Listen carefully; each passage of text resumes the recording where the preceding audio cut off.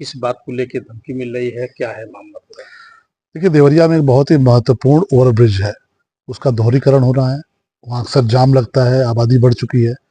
हम लोगों ने उस दिशा में प्रयास शुरू किया कि ओवरब्रिज का दोहरीकरण हो जाए। डिपार्टमेंट की तरफ से ये बताया गया है कि ओवरब्रिज के ठीक बगल में मज़ार बनी हुई है और हमारे पास जगह नहीं है कि हम उसका दोहरीकरण कर पाएँ।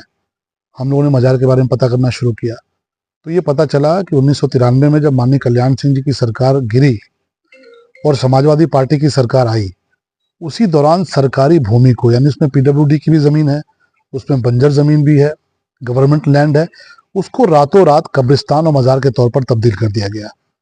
मैंने माननीय मुख्यमंत्री जी से मिलकर ये विषय उनको बताया। मुख्यमंत्री जी ने स्वयं तत्काल अधिकारियों को कहा कि इस पूरे प्रकरण की जांच की जाए। जो मुझे जानकारी मिली है कि जो जांच हो रही है, उसमें ये स्पष्ट हुआ है कि ये अब मज़ार अवैध है, अवैध ढंग से सरकारी ज़मीन पर बनाई गई है। वहाँ पीडब्ल्यूडी की ज़मीन है, सरकारी लैंड है, बंजर ज़मीन है और हेरा फेरी करके 1993 में इसको मज़ार और कब्रिस्तान के तौर पर तब्दील कर दिया गया। हमारे बहुत ही वरिष्ठ प्रचारक थे स्वर्गीय राम नगीना यादव जी, उन्होंने इस पूरे मुद्दे की जब लड़ाई लड़ी तो उनकी दुर्भाग्यपूर्ण तरीके से बेरहमी से हत्या भी कर दी गई। अब इस प्रकरण की जांच चल रही है।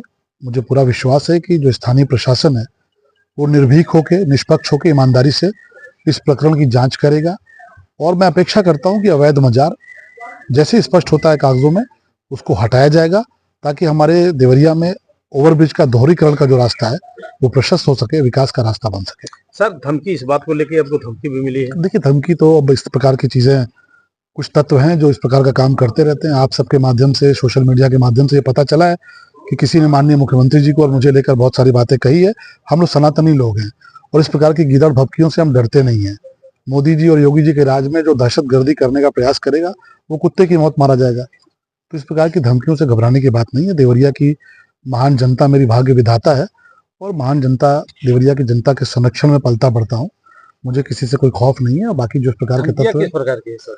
सोशल मीडिया पर मैंने देखा, उसमें बहुत तारीफ की बातें हैं, गोली चलाने की बात है और आपने देखा ही होगा। तो ऐसे तत्वों को बहुत महत्व देने की आवश्यकता नहीं है। लेकिन गीदड़ भभकी देने वाले लोग और दहशतगर्दी का सपना पालने वाले लोग मोदी जी और योगी जी के राज में कुत्ते की मौत मरते हैं। तो निश्चिंत रहें, कार्रवाई होगी।